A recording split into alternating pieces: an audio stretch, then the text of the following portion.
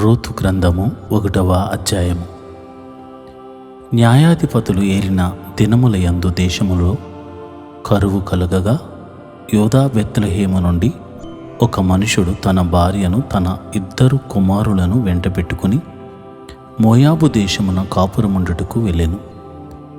ఆ మనుషుని పేరు ఎలీమెలెకు, అతని భార్య పేరు నయోమి. అతని 2 కుమారుల పేర్లు మహలోను, కిల్యోను. వారు యూదా బెత్లెహేము వారైన ఎఫ్రాతీయులు. వారు మోయాబు దేశమునకు వెళ్ళి అక్కడ కాపురముండిరి. నయోమి పెనిమిటి అయిన ఎలీమెలెకు చనిపోయిన తరువాత ఆమె 2 కుమారులను నిలిచియుండిరి. వారు మోయాబు స్త్రీలను పెండ్లి చేసుకొనిరి. వారిలో ఒక దాని పేరు ఓర్పా, రెండవ దాని పేరు రూతు. వారు ఇంచుమించు 10 సంవత్సరములు అక్కడ నివసించిన తర్వాత మహలోను, కిల్యోను అను 2 చనిపోయేరి. కాగా ఆ స్త్రీ తాను కనిన 2 కుమారులను తన పెనిమిటియు లేనిదై ఆయను. వారికి ఆహారమిచ్చుటకు యెహోవా తన జనులను దర్శించినని ఆమె మోయాబు దేశములో వినెను గనుక మోయాబు దేశము విడిచి వెళ్ళుటకై ఆమెయు ఆమె కోడండ్రును ప్రయాణమైరి. అప్పుడు ఆమె ఉన్న స్థలము నుండి ఆమెతో కూడా ఆమె 2 కోడండ్రును బయలుదేరి యూదాదేశమునకు తిరిగిపోవలనని మార్గమున వెళ్ళుచుండగా నయోమి తన 2 కోడండ్రును చూచి, మీరు మీ తల్లులో ఇండ్లకు తిరిగి వెళ్ళుడి. చనిపోయిన వారి ఎడలను నా ఎడలను మీరు దయచూపినట్లు యెహోవా మీ ఎడల దయచూపునుగాక. మీలో ఒక్కొక్కతే పెండ్లి చేసుకుని తన ఇంట నెమ్మది నొందునట్లు యెహోవా దయచేయునుగాక అని వారితో చెప్పి వారిని ముద్దు పెట్టుకొనెను. అంతట వారు ఎలుగెత్తి ఏడ్చి, నీ ప్రజల యొద్దకు నీతో కూడా వచ్చేదమని ఆమెతో చెప్పగా, నయోమి, నా కుమార్తెలారా, మీరు మరులుడి, నాతో కూడా మీరు రానేలా మిమ్మను పెండ్లి చేసుకున్నటకై ఇంకా కుమారులు నా గర్భమున ఉందురా.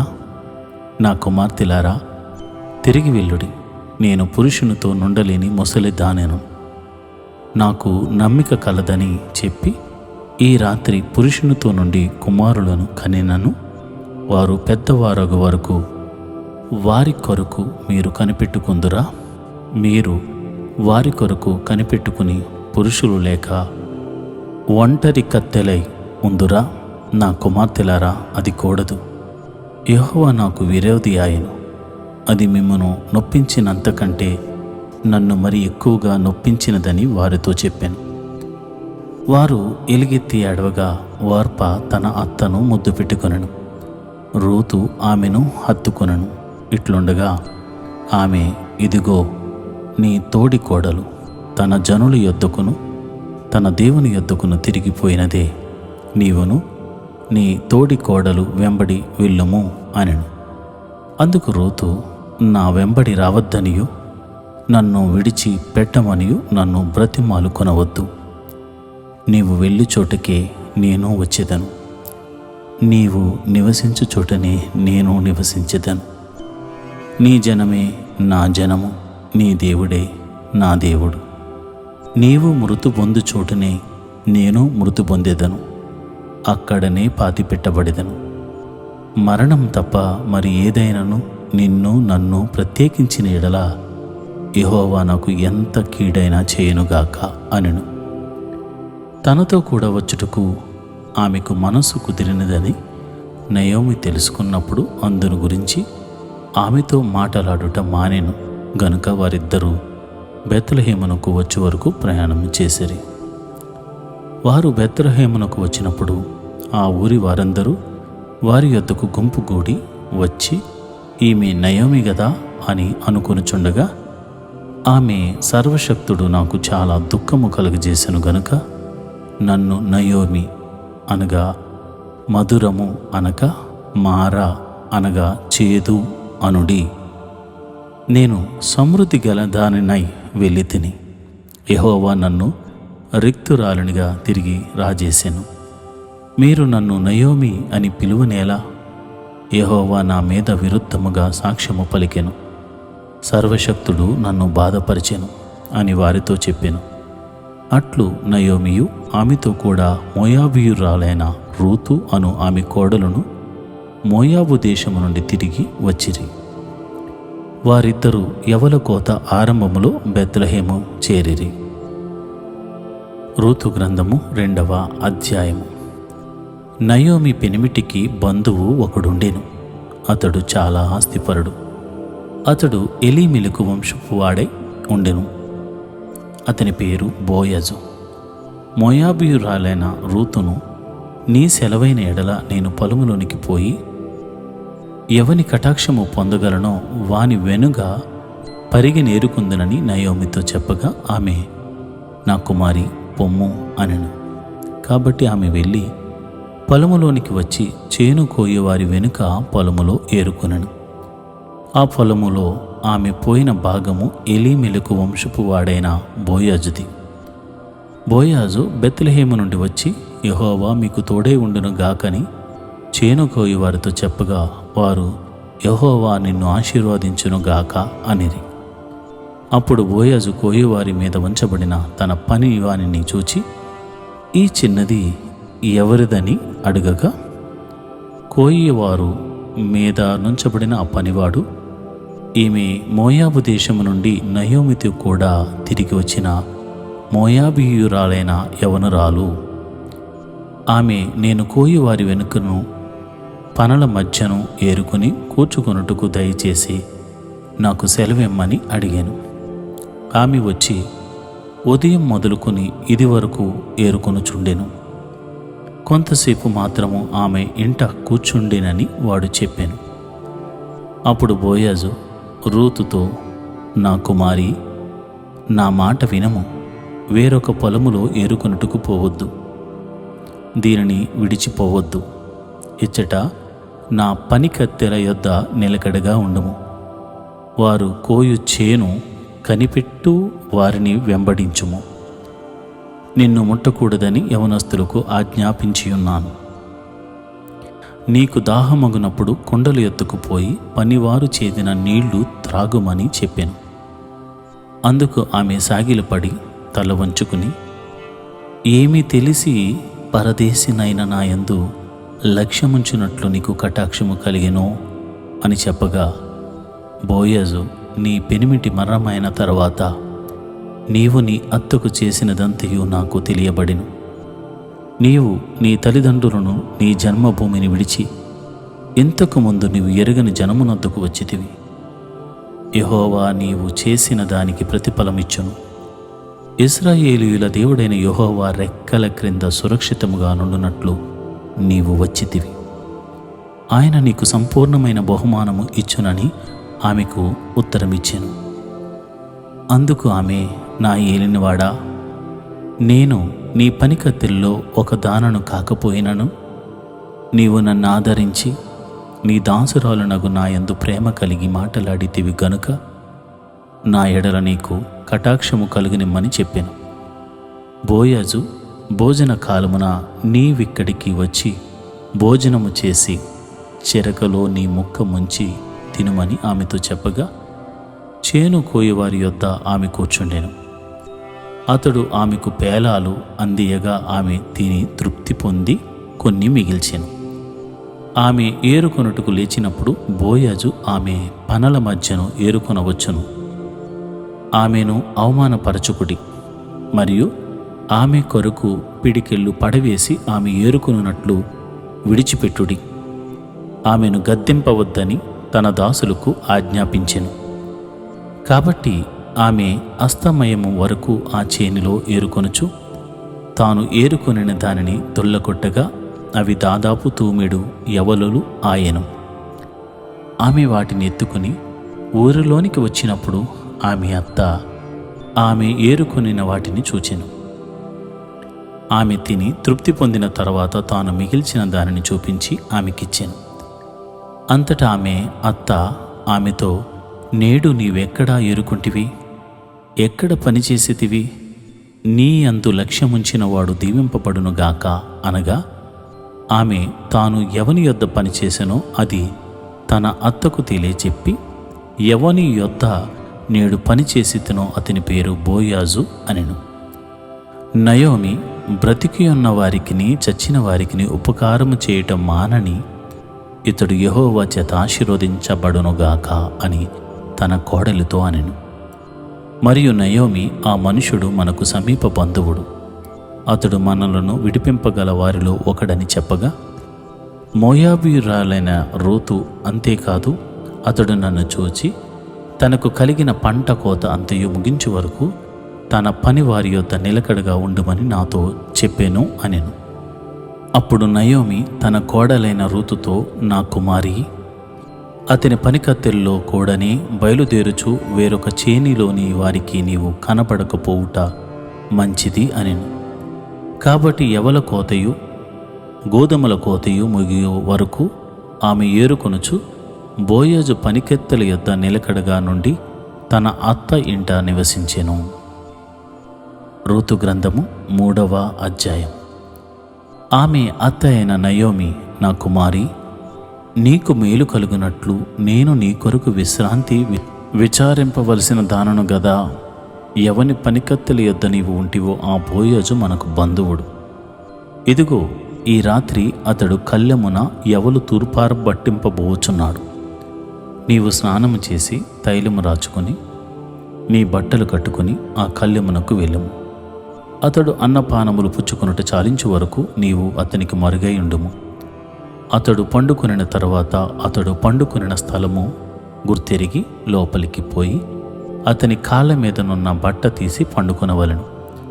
నీవు చేయవలసిన దానిని అతడు నీకు తెలియజేయునని ఆమెతో అనగా, ఆమె నీవు సెలవిచ్చినదంతయు చేసేదనని చెప్పి ఆ కళ్ళెమునొద్దకు పోయి తన అత్త ఆజ్ఞాపించినదంతయు చేశాను. బోయాజు మనసున సంతోషించున్నట్లు అన్నపానములు పుచ్చుకుని లోపలికి పోయి ధాన్యపు కుప్ప యొద్ద పండుకొనినప్పుడు ఆమె మెల్లగా పోయి అతని కాళ్ల మీదనున్న బట్ట తీసి పండుకొనెను. మధ్యరాత్రి అందు అతడు ఉలిక్కిపడి తిరిగి చూచినప్పుడు ఒక స్త్రీ అతని కాళ్ల యొద్ద పండుకొని ఉండెను. అతడు, నీవెవరవని అడుగగా ఆమె, నేను రూతు అను నీ దాసురాలని. నీవు నాకు సమీప బంధువుడు గనక నీ దాసురాలి మీద నీ కొంగు కప్పుము అనగా, అతడు, నా కుమారి, యెహోవా చేత నీవు దీవెన నొందిన దానవు. కొద్దివారిని గాని గొప్పవారిని గాని యవనస్తులను నీవు వెంబడింపక ఉండుట వలన నీ మునుపటి సత్ప్రవర్తన కంటే వెనుకటి సత్ప్రవర్తన మరి ఎక్కువైనది. కాబట్టి నా కుమారి, భయపడకుము. నీవు చెప్పినదంతయు నీకు చేసేదను. నీవు యోగ్యురాలు అని నా జనులందరూ ఎరుగుదురు. నేను నిన్ను విడిపింపగలవాడు నన్ను మాట వాస్తవమే. అయితే నీకు నాకంటే సమీపమైన బంధువు ఒకడున్నాడు. ఈ రాత్రి ఉండుము. ఉదయమున అతడు నీకు బంధువు అని ధర్మము జరిపిన ఎడల సరి, అతడు విడిపింపవచ్చును. నీకు బంధువును ధర్మము జరుపుటకు అతనికి ఇష్టము లేకపోయిన ఎడల యెహోవా జీవము తోడు నేనే నీకు బంధువు అని ధర్మము జరిపేదను. ఉదయం వరకు పండుకొనమని చెప్పెను. కాబట్టి ఆమె ఉదయం వరకు అతని కాళ్ళ యొద్ద పండుకొని ఒకరినొకడు గుర్తించుపాటి వెలుగు రాకముందే లేచెను. అప్పుడు అతడు ఆ స్త్రీ కళ్ళమునకు వచ్చిన సంగతి తెలియజేయకుడని చెప్పాను. మరియు అతడు, నీవు వేసుకునిన దుప్పటి తెచ్చి పట్టుకొనమని చెప్పగా ఆమె దాని పట్టెను. అతడు 6 కొలల యవలను కొలిచి ఆమె భుజము మీద నుంచగా ఆమె పురములోనికి వెళ్ళెను. ఆమె తన అత్త ఇంటికి వచ్చినప్పుడు అత్త, నా కుమారి, నీ పని ఎట్లు జరిగినని అడుగగా ఆమె ఆ మనుషుడు తనకు చేసినదంతయు తెలియజేసి, నీవు వట్టి చేతులతో నీ అత్త ఇంటికి పోవద్దని చెప్పి అతడు ఈ 6 కొలల యవలను నాకిచ్చెను అనెను. అప్పుడు ఆమె, నా కుమారి, ఈ సంగతి నేటి దినమున నెరవేర్చితేనే గాని ఆ మనుషుడు ఊరుకుండడు గనుక ఇది ఎలాగు జరుగునో నీకు తెలియ వరకు ఊరుకుండమని అనెను. రూతు గ్రంథము 4వ అధ్యాయము. బోయాజు పురద్వారమునొద్దకు పోయి అక్కడ కూర్చుండగా బోయాజు చెప్పిన బంధువుడు ఆ త్రోవను పోవుచుండెను గనుక బోయాజు, ఓయి, ఈ తట్టు తిరిగి ఇక్కడ కూర్చుండుమని అతని పిలువగా అతడు వచ్చి కూర్చుండెను. బోయాజు ఆ ఊరి పెద్దలలో 10 మందిని పిలిపించుకుని ఇక్కడ కూర్చుండుడని చెప్పగా వారును కూర్చుండిరి. అతడు మోయాబు దేశము నుండి తిరిగి వచ్చిన నయోమి మన సహోదరుడైన ఎలీమెలెకునకు కలిగిన భూభాగమును అమ్మివేయుచున్నది గనుక నీవు చెవులార వినున్నట్టు నేనొక సంగతి తెలియజేయవలనని ఉన్నాను. ఈ పుర నివాసుల ఎదుటను నా జనుల పెద్దల ఎదుటను ఈ భూమిని సంపాదించుకునము. ఏమనగా దాని విడిపించుటకు నీవు ఒప్పుకొనని ఎడల విడిపింపుము, దాన్ని విడిపింప నొల్లని ఎడల అది స్పష్టముగా నాతో చెప్పుము. నీవు గాక దాన్ని విడిపింపవలసిన బంధువు ఎవడూనూ లేడు, నీ తరువాతి వాడను నేనే అని బంధువులతో చెప్పాను. అందుకతడు, నేను విడిపించేదాను అనెను. బోయాజు, నీవు నయోమి చేతి నుండి ఆ పొలమును సంపాదించు దినమున చనిపోయిన వాని పేరట అతని స్వాస్థ్యమును స్థిరపరచునట్లు చనిపోయిన వాని భార్య అయిన రూతు అను మోయాబీయురాయల యొద్ద నుండి దాన్ని సంపాదింపవలనని చెప్పగా ఆ బంధువుడు, నేను దానిని విడిపించుకొనలేను, నా స్వాస్థ్యమును పోగొట్టుకుందునేమో, నేను దాన్ని విడిపింపలేను గనుక నీవే నాకు ప్రతిగా బంధువుని ధర్మము జరిపింపమని చెప్పాను. ఇశ్రాయేలీయుల్లో బంధుధర్మమును గూర్చి గాని క్రయ విక్రయములను గూర్చి గాని ప్రతి సంగతిని స్థిరపరచుటకు పూర్వమున జరిగిన మర్యాద ఏదనగా ఒకడు తన చెప్పు తీసి తన పొరుగు వానికిచ్చుటే. ఈ పని ఇశ్రాయేలుల్లో ప్రమాణముగా ఎంచబడెను. ఆ బంధువుడు, నీవు దానిని సంపాదించుకొనమని బోయాజుతో చెప్పి తన చెప్పు తీయగా బోయాజు ఎలీమెలెకునకు కలిగినది యావత్తును, కిల్యోనుకును మహులోనుకును కలిగినది యావత్తును నయోమి చేతి నుండి సంపాదించి తినని నేనన్నందుకు మీరు ఈ దినమున సాక్షులై ఉన్నారు. మరియు చనిపోయిన వారి పేరట అతని స్వాస్థ్యమును స్థిరపరచునట్లు చనిపోయిన వాని పేరు అతని సహోదరులో నుండి అతని స్థలము యొక్క ద్వారము నుండి కొట్టివేయబడక ఉండునట్లు నేను మహులోను భార్య అయిన రూతాను మోయాబీయురాలిని సంపాదించుకుని పెండ్లి చేసుకొనుచున్నాను. దీనికి మీరు ఈ దినమున సాక్షులై ఉన్నారని పెద్దలతోనూ ప్రజలందరితోనూ చెప్పెను. అందుకు పురద్వారమున నుండిన ప్రజలందరూ పెద్దలను మేము సాక్షులము. యెహోవా నీ ఇంటికి వచ్చిన ఆ స్త్రీని ఇశ్రాయేలీయుల వంశమును వర్ధిల్ల చేసిన రాహేలును పోలిన దానిని గాను లేయాను పోలిన దాని గాను చేయునుగాక. ఎఫ్రాతాలో నీవు క్షేమాభివృద్ధి కలిగిన వాడవై బెత్లెహేములో నీవు ఖ్యాతి నొందుదువుగాక. యెహోవా ఈ యవనరాలి వలన నీకు దయచేయు సంతానమును నీ కుటుంబమును తామారు యోదాకు కనిన పెరుసు కుటుంబం వలె ఉండునుగాక అనిరి. కాబట్టి బోయాజు రూతును పెండ్లి చేసుకుని ఆమె యొద్దకు పోయినప్పుడు యెహోవా ఆమె గర్భవతి అగునట్లు అనుగ్రహించెను గనక ఆమె కుమారుని కనెను. అప్పుడు స్త్రీలు, ఈ దినమున నీకు బంధువు లేకుండా చేయని యెహోవా స్తుతి నొందునుగాక, ఆయన నామము ఇశ్రాయేలీయుల్లో ప్రకటింపబడునుగాక. నిన్ను ప్రేమించి 7 కుమారుల కంటే నీకెక్కువగా నున్న నీ కోడలు ఇతని కనెను. ఇతడు నీ ప్రాణము నోదార్చి ముసలితనమున నీకు పోషకుడగునని నయోమితో చెప్పిరి. అప్పుడు నయోమి ఆ బిడ్డను తీసుకుని కౌగిట నుంచుకుని వానికి దాదిగా ఉండెను. ఆమె పొరుగు స్త్రీలు నయోమి కొరకు కుమారుడు పుట్టినని చెప్పి అతనికి ఓబేదను పేరు పెట్టిరి. అతడు దావీదునకు తండ్రి అయిన యెషయి యొక్క తండ్రి. పెరెసు వంశావళి ఏదనగా పెరెసు హెస్రోనును కనెను, హెస్రోను రామును కనెను, రాము అమ్మీనాదాబును కనెను, అమ్మీనాదాబు నయస్సోనును కనెను, నయస్సోను సల్మానును కనెను, సల్మాను బోయజును కనెను, బోయజు ఓబేదును కనెను, ఓబేదు యెషయిని కనెను, యెషయి దావీదును కనెను. రూతు గ్రంథము సమాప్తము.